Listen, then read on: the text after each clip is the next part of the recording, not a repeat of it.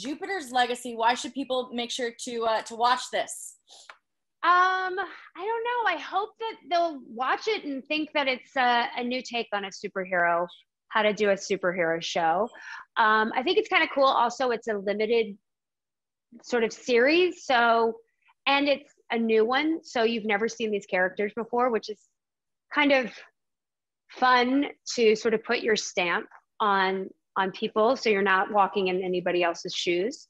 I hope that they'll watch it because it's an interesting story and it's looking at family and the family dynamic within. I mean, to me, I always look, what was interesting to me is that the fact that they were superheroes was an aspect of it. It almost felt like their day job, but it's about the relationships of this family and how they're navigating life now with their kids. And then also you go back in time, so you also see this union of 6 you see when they were young.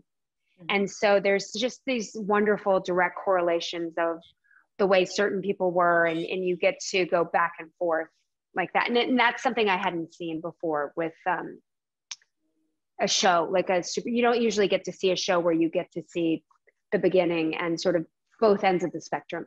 Right. And speaking of the back and forth, I mean, when it comes to the wardrobe, I mean, going from like the 1920s sort of look to like the superhero spandexy type look. I mean, I know, right? Did you enjoy that? Did you like all the wardrobe and all that? I mean, to me, if you have great wardrobe, it's a get out of jail free card. It immediately changes the way you walk, the way you move.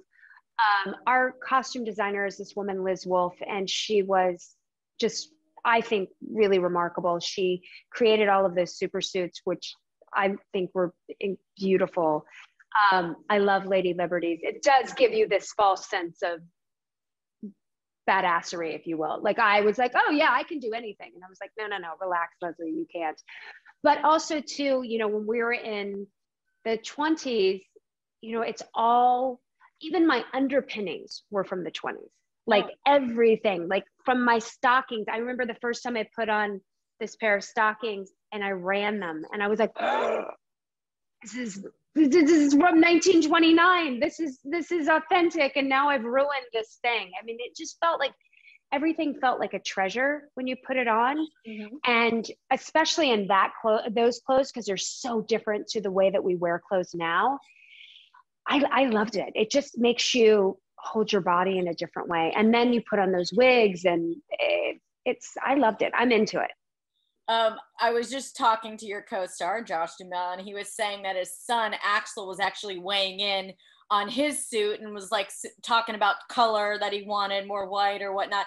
Did Mr. Rockwell have any input on your wardrobe in this? Or he didn't have any, I mean, he had an opinion, but he didn't have any input. And his opinion is that he loved it. He likes straight up Lady Liberty vibes. He loves it. I mean, how could you not look at that? That super suit is incredible. I mean, the workmanship in it is incredible. But also, yeah, Sam, did you like my super suit? I love your super suit. He said he loved my super suit. Right there. Oh my God, tell him to come in. Yeah. She's saying, Sam, come here. Did you like it? Come here. Say hi to Rebecca. Kim.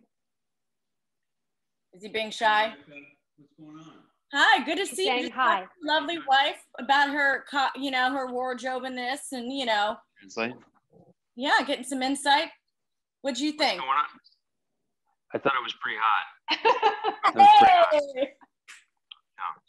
I love that. Thanks for popping in. I don't want to take up all your time. No, it's good. It's good. Enjoy your time together. Thank you, Sam. How fun. That was a nice little surprise. That's so Sam, cool. you're still in frame. Get out of here. No, he can't. Don't bother you. This is what Zoom is. Literally, I'm so sorry. No, this is great. We love this. This is fantastic. Oh my God. And speaking of partners, so your on-screen partner, Josh, working with him again, that must have been nice. Yeah, and you just worked with him last year too, right? Yeah. I think that like Josh and I just have this natural chemistry, which is so cool. And you never know if you're going to vibe with somebody. And so, yeah, it was great. It was really weird because right before we did the movie, my mother passed away literally a week before we started filming this movie that I was producing and I got him to come do it with me. And he was so wonderful, but I was super vulnerable and just sort of like cracked open, and he was so great with me and really was such a great support. So we finished that. And then, 3 months later, I'm back in Josh Duhamel's arms again, and doing the show. So I always say it was my year of JD. It was like, it's not a bad year to have. I love that. We got a little over a minute left, and I realized that we're in 2021. And do you know what that means? 15 years since Talladega Nights, one of the most quotable movies ever. Has it been 15 years? 15 years, yes. How is that possible? Oh my God. It's pretty fun. You know what I think is funny? There's a quintessential dinner scene in Talladega, and there's a quintessential dinner scene in Jupiter's Legacy. So I have a lot of like circles. I'm a journalist in Iron Man. She's a journalist now. I just work in circles. That's how my career is, just circling out. What's your favorite Talladega quote? Shake and bake, probably.